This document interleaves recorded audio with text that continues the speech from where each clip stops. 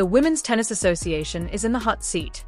And for once, the outrage isn't about the rankings or the paycheck. Alex Eala, one of the game's brightest young phenoms, has pulled a move that blindsided everyone. She is dragging them to court.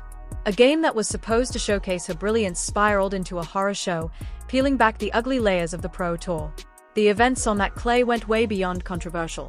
According to her attorneys, it was straight-up highway robbery. Now the whole globe is glued to the drama as one athlete breaks the code of silence. Here is how a single contest snowballed into the most explosive scandal to hit the women's circuit in a decade. Insiders were buzzing about Alex Eala ages before she ever popped up on the mainstream radar. Hailing from the Philippines, she bore the heavy expectations of a nation desperate for a global champion. At just 17, she snatched the US Open Junior crown, etching her name in history as the first from her archipelago to seize the prize. That win wasn't merely a trophy. It was a declaration of war. All of Southeast Asia stood up and took notice. While her homeland went wild with joy, Alex was only revving her engine. But making the leap from the junior leagues to the pros, that is a meat grinder. Countless future stars have snapped under that kind of crushing weight. You are dealing with savage rivals, sky-high risks, and zero room for slip-ups. Yet, Eala didn't flinch. She clawed through the challenger tiers, surviving the grueling qualifiers and fighting off physical pain to inch up the leaderboard. Nothing was handed to her. Defeat only made her smarter. Come early 2025, she was pounding on the gates of the top 50 with pundits betting big on her domination. Then the Luxembourg Open rolled around, a standard WTA 250 event that was meant to be just another rung on the ladder.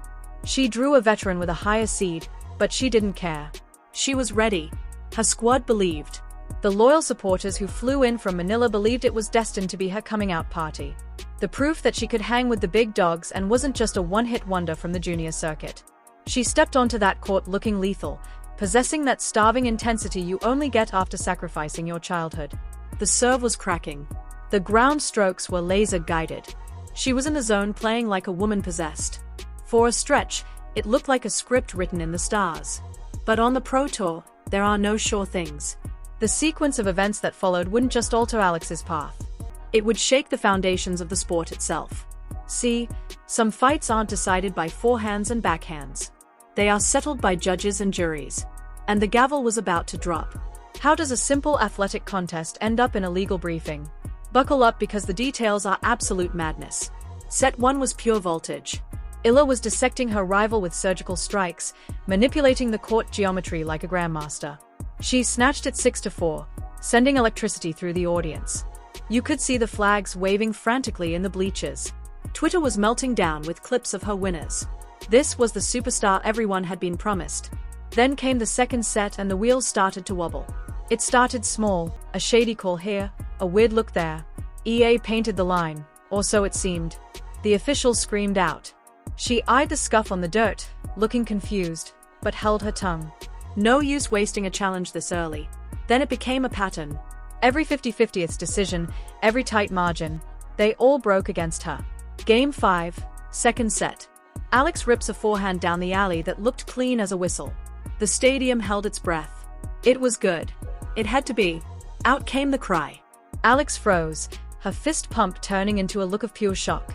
She marched up to the chair, gesturing at the impact point. She kept it cool, but the steel in her voice was undeniable. That caught the line. The mark is right there. The ref barely looked. Call stands. Eala signaled for the review immediately. The big screen confirmed what thousands of eyes had already seen.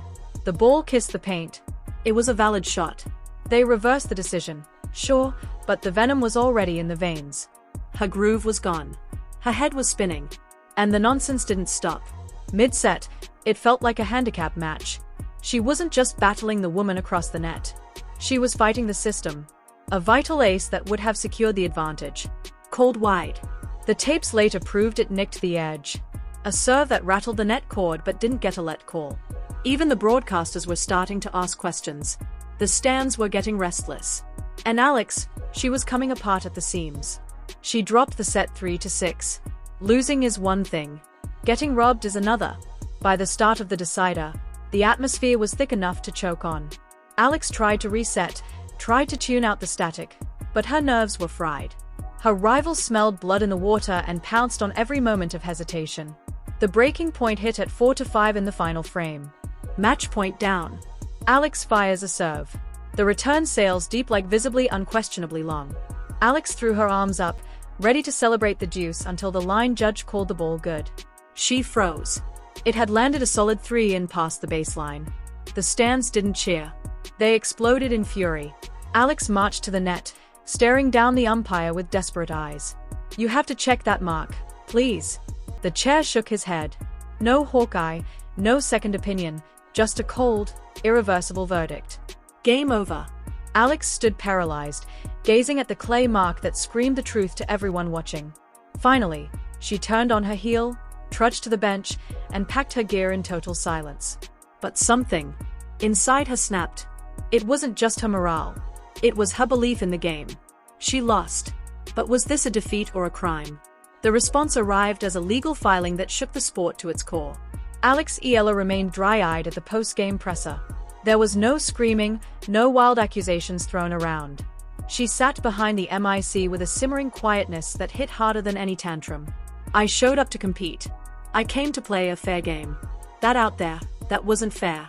I'm not blaming my opponent. She played her part. But the officiating, I've never seen such incompetence, and I shouldn't have to endure it."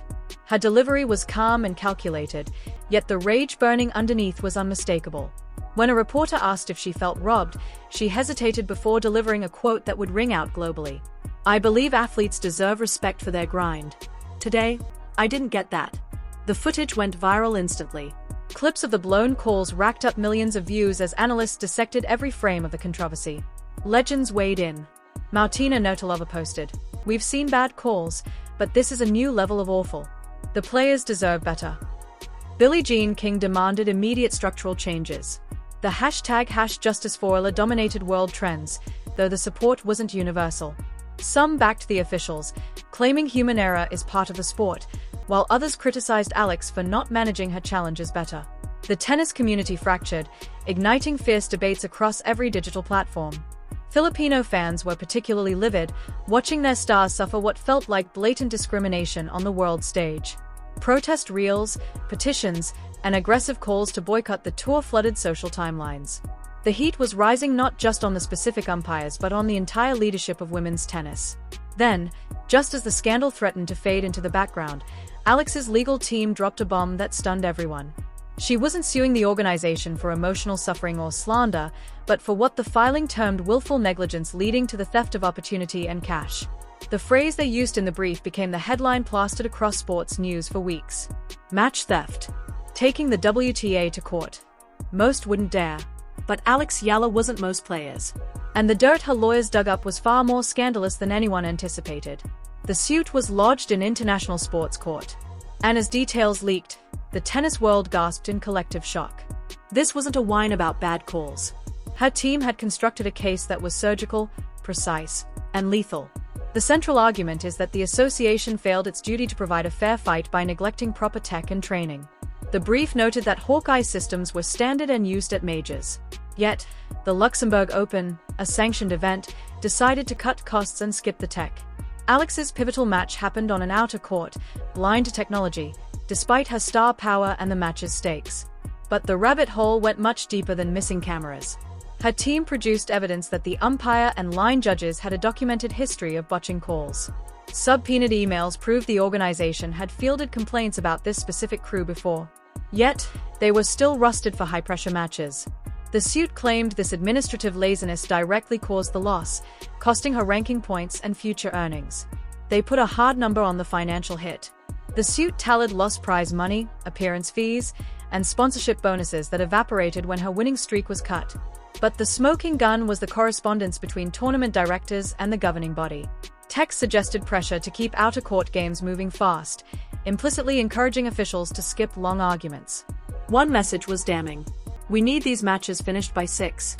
Momentum is everything." EA's lead counsel issued a statement that instantly reverberated across every major sports outlet. "Let's be crystal clear. This isn't about a single bad call. This is about a systemic refusal to protect the competitors. When a governing body chooses logistics over fairness, when they knowingly deploy officials with documented histories of incompetence, and when they deny players the very technology that guarantees justice, that is not an accident. That is a calculated decision." And Alex Eala is standing here today to say that decision is no longer acceptable. The use of the phrase match theft was strategic. It was meant to provoke. It was engineered to shift the narrative from a simple officiating error to a story of institutional negligence causing tangible harm. And it worked perfectly. Suddenly, the story wasn't about one player griping over a loss. It became a referendum on whether the WTA was actually upholding the sport's integrity. While the lawsuit sought financial damages, the true goal was structural reform, mandatory Hawkeye systems on every court, rigid oversight for umpires, transparent grievance procedures, and a total overhaul of the intersection between human judgment and digital accuracy. I had fired the opening salvo in a war destined to reshape women's tennis. The only question remained: would the WTA fight back, or would they crumble? The association faced a binary choice: admit their failure or defend a clearly broken system. How they responded would dictate not only the verdict of this case but also the trajectory of the entire sport. The WTA's initial reaction was straight out of the Corporate Crisis Management Handbook. It was sterile, defensive, and politically sanitized. Their official press release stated, "The WTA remains dedicated to fair play and the highest officiating standards. While we empathize with the frustrations inherent in competitive sports, we maintain full confidence in the integrity of our officials and protocols. We intend to address Ms. Ayala's assertions through the proper legal avenues. Read between the lines. We admit nothing, and we are going to drag this out in court." However, behind closed doors, absolute panic was taking hold. Sponsors were blowing up the phone lines. Broadcast partners were demanding answers. Even worse, the locker room was turning. Other players began breaking their silence regarding their own nightmares with incompetent officiating. The lawsuit had kicked open a door the WTA had desperately tried to keep bolted. Support for Eala began to mount publicly. Anjabo tweeted, "Every single one of us has felt this burn. Maybe it is finally."